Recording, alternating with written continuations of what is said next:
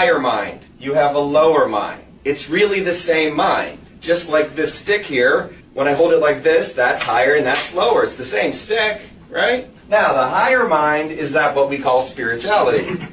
The lower mind is that what we think of as flesh and as physical things. It's the same mind, but different ends. And you're both of these at the same time. That's called duality. Okay? Now, the whole trick is, which one do you think you are? Are you this, or are you that, or somewhere in between? Well, spiritual teachers, Jesus, Krishna, Buddha, Muhammad, in the Course in Miracles, are trying to get people to get it. You're this, okay? And they don't flinch on that. They're already up in this realm. They're saying things like, you must be born again. You got to crucify this and resurrect to become this. All that kind of stuff. And they're supremely focused on this. All of them. Now, we are mostly supremely focused on this. And it's really hard to break free from that, isn't it? That's why teachings like that are so powerful. Here's the secret to salvation. You're doing this to yourself. No matter what thing you're talking about, you're doing it to yourself. That's the observer effect. You're interacting with this matter somehow, and you're having an experience that's ultimately trying to teach you something. You're not this, you're that. So, here's a good way to think of it. Matthew 4:19 will come into play here. If you recognize, even though we often think we're this, but we have the idea we're this, think of a puppeteer,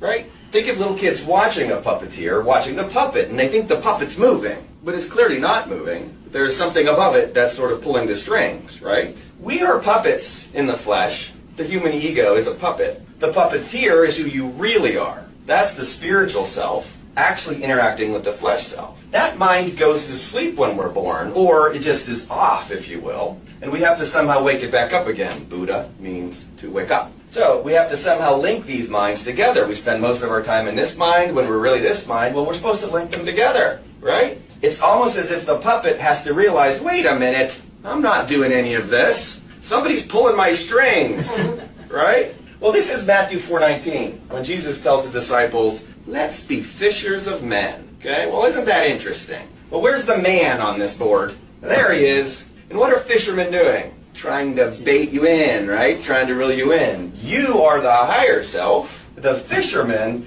trying to pull the man up into this realm. That's being born again. Now the higher self is in the lower self, so to speak, and it's an integrated being, right? It's one thing again. That's the whole point of all this, is to be one. All the teachings of spirituality are all about the oneness of things as well. We're not dual. We are one. We're this. But we're going to go fishing, and we're going to try to pull this guy up into this guy. So what's going on? We all have these experiences that, I like to think of it this way, it's useful. We are spoon-feeding ourselves experiences. Again, Course in Miracles would call it the curriculum. When you're ready for it, you get the next test. And guess who's giving it to you?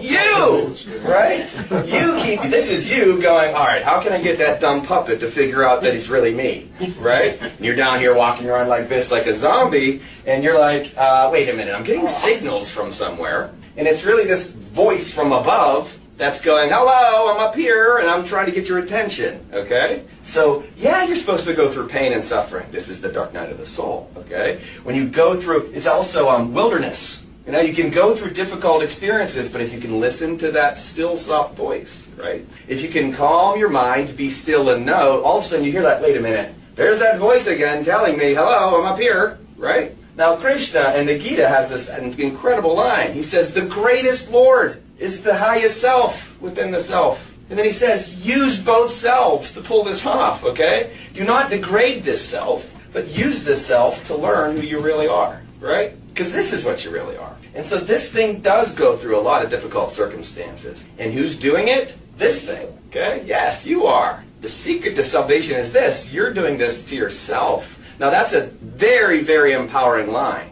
Doesn't mix with politics at all, okay? Not very well, at least. Very challenging to tell people, how are you doing this to yourself? Now, the experience that I've had, 17 years as a therapist, again, I just tell people what the prophets are saying. I didn't make any of this stuff up, okay? I'm just trying to explain why they said stuff like, blessed are the persecuted, in righteousness' sake, for theirs is the kingdom of heaven. You're persecuted down here, but you're pursuing righteousness, you get to experience the kingdom of heaven. Way easier than the rich man who has a hard time experiencing the kingdom of heaven. Harder than a camel fitting through an eye of a needle, right? He didn't say impossible, though. Just harder. Because the person that's well off down here isn't likely to be looking for this. Okay? That's all that means. If you got it good, you're good. You're happy. You're not looking for the higher self. You're like really content with the lower self. So there's the teachings again. Great adversity ultimately begets the seeking of the higher self. Congratulations again. Now, as a therapist for 17 years,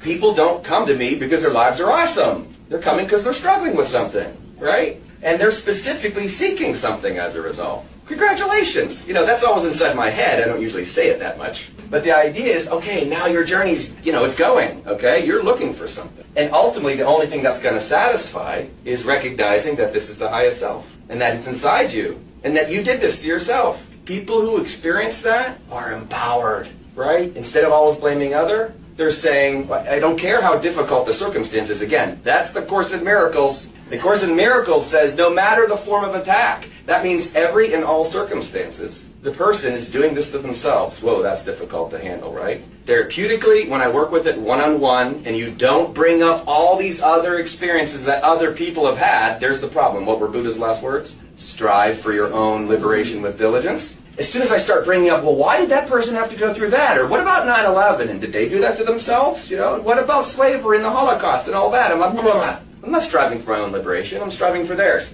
But if I go, okay, why am I going through what I'm going through? And I ask you that about yourself. Why are you going through what you go through? And you own it, and you empower yourself with it, you're going to find the higher self quick. This is how you repent.